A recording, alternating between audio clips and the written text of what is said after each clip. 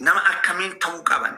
Biiftuun kaleessa sana turti anarraa kan hamburuu kam kan jedhu alaamaa kee gara fuulduratti itti cimiiti ilaalladhu siin jechuun barbaada. Baay'ee haasa'uun barbaadu yoo hunda goggoree of kalchaa warra jala jirtan. Kanuma taane akkasuma maakinis dhugaa har'a kana booda fooloo siraan gaafadha jechuun beektu wanta biraatti gara biraatti fudhata. Atis wanta yeroo baay'ee maaliif dura si dheekkamuuf asii bilbilee ture garuu daftee silkee irratti cufte. Kanaafi kana booda hojii kan hojjetatta hojii kan hojjetadha. Dhimma namaarraa dhiisi. Hojii bal'aa. Kaleessa laalama fakkeenyaaf kaleessa lafa booniin jirtu namni beeku hin jiru nama muraasa. Nama muraasa namni lafa ishiin jirtu kan beeku. Har'a garuu feesbuukii yoo seente boonii as yoo seente boonii si faarsan torbee kan ammoo garuu otuma karaa sana iyyuu shumti rakkatti rakkina guddaa keessa otoo jirtuuti akkas taate gargaari namni otoo jedhee namni birii tokko maddii dhaabatu hin jiru. Kanaaf atis kana laaltee wanta gootu tokko kallattiitti hin deemtu tokko duuba fuuldura kee beekititti deemin jedha. Kanaaf hundi keessanii irraa nu hambisaa isiniin jennaa galatooma. Ayyee nu keekoo dhugaa yaada gaariidha yaa waan na jiru naan jettee galatooma. Nageenya waaqayyoo sun haa baay'atu hunduma keessa warra asirtan warra jala jirtanii ani immoo biiftuu gorsuuf miti isin obbolaa kiyya gorsitaniittu haasa'e baatee farreetti fe'adha Oromoon gahaa ammaa kun baay'atee foomaa faayidaa hin qabu biiftuun fudhatte kana fudhatta lubbuu koo ani immoo nama tokko fayyaada qaba warroota jala jiran kana ani yeroo tokko ani koomentii badaalee namaa barreessillee hin beekuun barreessulleedha yoon barreessee wanta na asirratti waan ta'e barreessa. Ani wanti jechuu barbaade akka kootti immoo warroonni jireenya namaa keessa galtanii warroonni malkii namaa rabbi namaa uume keessa galtanii warroonni rifeensatti namatti kofaltan quba harkaatti namatti kofaltan fuulatti nama kofaltanii yoo rabbiin keessan dhuguma tafaxiroo waaqarraa rabbi sin uume raate warroonni haadha abbaan qabne haa jiraatan irraa dhaabbadhaa bakka haa jiraatanii dhugaa rabbi haa jiraatanii dhiisaa miidiyaa kanarra dhuftanii namni kana booda namni tokkichi dhuftanii miidiyaa kanarra dhuftanii haadha hin qabnu abbaa hin qabnu tanii hin himatinaa ilmi namaa bineessa bakka bineessa ta'e ilmi namaa rakkoo kee gaafa sitti mate gaafa ati rakkoo kee itti himattu si wajjin bohaa gaafa ati mudoo xiqqishoo sirratti arge immoo mudoo keessanii si arrabsa dhugaa rabbii haa jiraatanii dhiisaa maal isin godhan haa bolowwan keessanii gaafa du'an bakka ishee san hin nyaattu bakka ishee san hin jiraattu haa jiraatanii dhiisa ijoolleen haadhaaf abbaa hin qabne haa jiraatanii dhiisa dhugaa rabbii mee koomentuma kana osoo addunyaa irratti sadarkaan eenyuudhami Oromoo tanatu tokkoffaa baa nama arrabsuudhaan koomentiin keessan tokkoffaa addunyaa irratti hin nama hin tinedha dhugaa rabbii namni yoo hojjete hojii irratti nama jibbitu namni yoo sirbe sirbarratti nama jibbitu yoo faarfannaa irratti nama jibbitu Mali bar jireenya kee jiraatta malee jireenya namaa hin jiraattu bar kee bichaa jiraatta. Ani hambiiftuu jiraachuu hin danda'u naggeen koo jiraachuu hin danda'u kee bichaadha. Malkii bifa waaqa namaa kenne keessas hin galinaa uumaa waaqayyooti namni ofii ofuumuu hin danda'u. Dhiisaa jiraatanii dhiibdanii giddumaan nama miira ofiitiin jiraachaa jiru kana miira addaa keessa gashitanii nama hallayyaatti hin gatinaa miira addaa keessa nama hin gashinaa. Hajratanii dhiisa dhugaa rabbi booni tana koomentii ishii nan dubbisa yeroo baay'ee jala deeme hin dubbisu hin barreessu malee har'a duutee maal argattan har'a shurraabii hodhisiifadhaafi deema koomentii dhadhaayii warruma kalee ishii arrabsaa turetu har'a immoo dhufe ayii boonii jedha biiftuu atillee kanalaa biiftuu dhugaa rabbi hundi keenya sitti aara jirasillee maakin haadha kee obboleettii kee wanta ishiin irra si dabarsitee iddoo kana si geesse ni beekta. Garuu baay'ee sitti qabamte hundi keenya baay'ee si taazamnee jirra. Bakka adabadhu taa'ee hojii kee hojjetadhu namni ishaallaa namni wanna barbaade yoo siin jedhe waan fedhe yoo siin jedhe homaa si gochuu hin danda'u bakka utubaa ta'e gad dhaabbadhu biiftu boo'icha dhiisi maal boossaa oduu namaa dhiisi namni wanna barbaade siin haa jedhu waanillee si gorsuu hin barbaadu dhugaa rabbi. Innaa ani dhaamsa biraa hin qabu. Yoo rabbiin si uume uummanni koomentii yoo nama waa gochuu barbaadda dhabdan nama arrabsuu dhiisaa nama hin qeeqina dhidhiibdanii ijoollee hallayyaatti nu jalaa hin gatinaa dhumanii ijoolleen keenya barreen gaddaa qananii ilaalaa har'a boon ilaalaa borummoo kan biraatu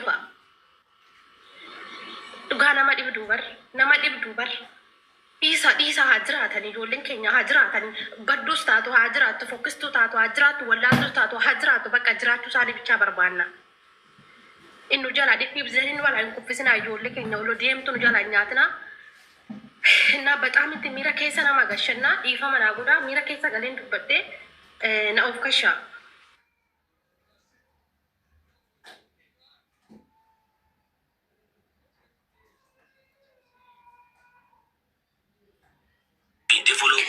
Hayyee seenatoo baay'ee dubbattanii ijoollee hedduu miira keessa galtanii dubbattanii yaa rabbi kasii kenne malee ilmi namaa kasii kenneen hin duutu abadan namni kun inuma biiftu du'ii miti odoo beellaa dhuftee narra qabdee arrabbi naa kenne caalaa atiin an jiraacheessullee nana ajjeessullee guyyaan koo ga'e taanaan garuu har'a wanumaan du'a mikinaatu guyyaa keeti malee duuni kan namni sii kennee miti kan nuti garuu immoo ani waan dhibu keessa koomentii kee jalatti naan jedha anuma namni viidiyoo ishii poostate jalatti akka waan kennu ani fishi yaa bargat miidiyaa kanarra yoo dhufne hin qallannaa hin kofallaa nama biraawun hin galchinu ofuma keenya fataa jenna dhugaa dubbannooti buune jiyoo wal arganne kino akka ilmoon fi haati wal argattee tokkotti wajjin haasofna wal sissinnaa ishiin illee akka ijoollee kaanis sooshaal miidiyaa kanan baay'isu yoo galte galgala yoo galte hojiidhaaf galti gisee ishiin hojiidha galtu anis hojiirra hin jira yoo nan irraa ba'e illee ishiin hojii hojjetti jechuudha. Ammas mara walitti intinaan jennu guyyaa tarii gaafa carraa argatte dhufti na bira yoo ufti haasoftu bergit koomentiin nu walitti barraa'u gisee sanuu nama zagannana garuu guyyaa tokko koomentii dubbisnee miira keessa galliin beeknu akkuma kofallutti wal biraa baana jechuudha. Ankasaa booda ishiin boqatte yaa waaqayyo nabsee ishee amaaru hinuma koomentii laal rabbi nama jala seenee wallaan amma immoo carraan kan biiftuti. Amma immoo dabareen kan biiftuti. Faxaarii ho'i maal jedheetuman indoo ofan laali indoo galgala silkii lafa godhee tarrafee laaluu jibbee jechuudha. Inuma carraa sii miti kan naa kennu du'arratti carraa namuu namaan kennu. Maal ana bishaan wayii waraabbadhaan carraa naa kennite moo mana oficha dhaqeen carraa naa kennite kan rabbi naa kenne caalaa hin jiraadhu. Sanaafuu ani koomentii dhallee odoon boota qabaadde hin beektaa seena gaafa suuraa kiyya suura maal akkootii yaa gadi galabbata sanan koomentiidha boota qabaadhaa ture garuu amma hin qabuun ofii malee nama biraatti bootan qabu. Biiftu al dhaggeeffadhu booniin ilaal amma siifi booniin takkaan miti dhaggeeffadhu sitima boonii estiin nama guddaa ni beektaa viidiyoon jira nama guddaadhaan ijoolleen daa'imoonni jechuun ijoolleen nama guddaan abaarsiisaa turan akkana jeeyin si haa fudhatu rabbi si haa fudhatu akkas jeeyin jaane jechuudha. Garuu isin guyyaa tokko ummata kana gabbaatee ati akkana ta'e ati akkas ta'etti arrabsitee nagarre. Jaakoo naa bitee isinuma hinaaftan hinaafamaa ittiin malee guyyaa takka afaan isii keessaanii akkan harketti waan badaa isii dubbattu hin argine. Isii arrabsitu hin argine. Koofaluu malee afaan isii walitti deeffattee hin beektu micoontuun. Sigalee nama ati bar yoo aarteellee miira keessa galtee nama waa jechuu dandeessaa guyyaa takka bar gabbaatee miidiyaa kanarratti koofaltee taphachuu malee istiin nama gizee hojjeessu deemtullee isinin jaaladha jettee kutte.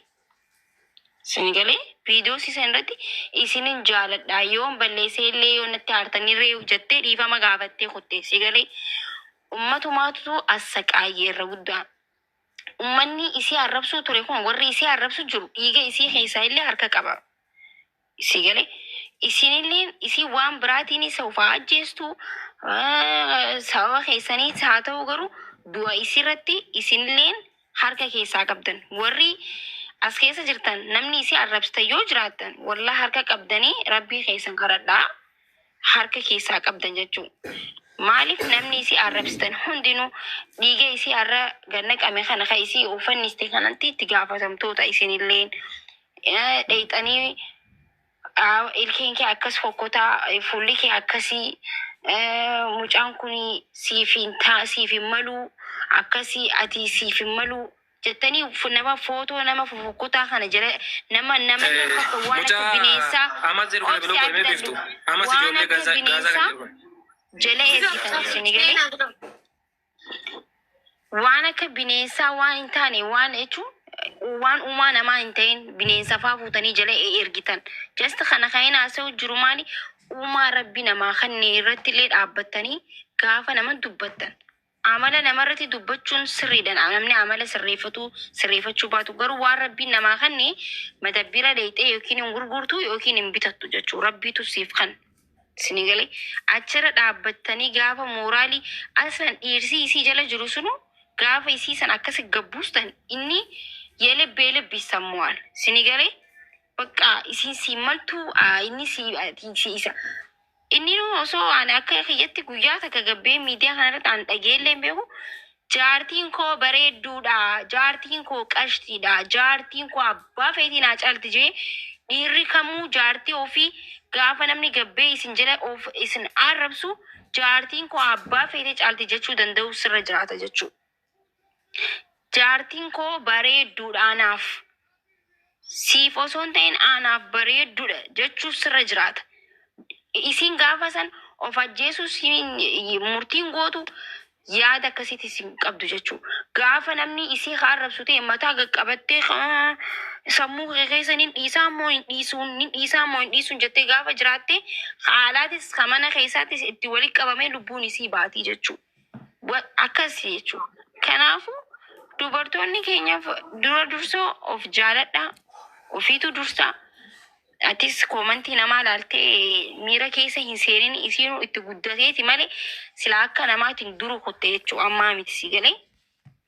Kanaafuu koomantii namaa hin lallaalini as teessee koomantii namaa nam tokkoon arrabsee akkas naan jee namni nuunis du'i nuun jee numa jiraa bara garuu irra kaayannee miti nuti kaayyoo qabnaa bifti. Nuti warra riphee lolu si galee warra riphee lolaan nuti wabboodha si galee habibti warra of ajjeesu sanis miti. Garuu obboleeyyan keenya gaafa of ajjeesan dubartoonni keenya cimanii dhadhabanii gaafa kana kufan garaa nu balleessan. Kanaatutu garaa nu balleessa jechuudha. Naa hundi keessanuu barumsa fudhadhaa barumsa isiniif haa ta'u. Arkitanii jirtan namni gaafa duutan isin jaalata gaafa jirtan isin hubatu. Kanaafuu duutii isin duutan immoo faamilii keessanirraa haadhaaf abbaa keessanirraa himalee nama birarraa miti warri koomantiitillee taatu kunoo kamtuu ka isii arrabsee kamtuu ka isii faarsee addaan wallaalamee jira miidiyaa kana hundi dhaabbatee isiif lolaa jira hundi dhaabbatee isiif bu'aa jira. Kamtuu kamii amma kamtu diina isiiti keessaa yoo filtee hin argitu amma isaa kanatti nama jechuun bofa jechuudha.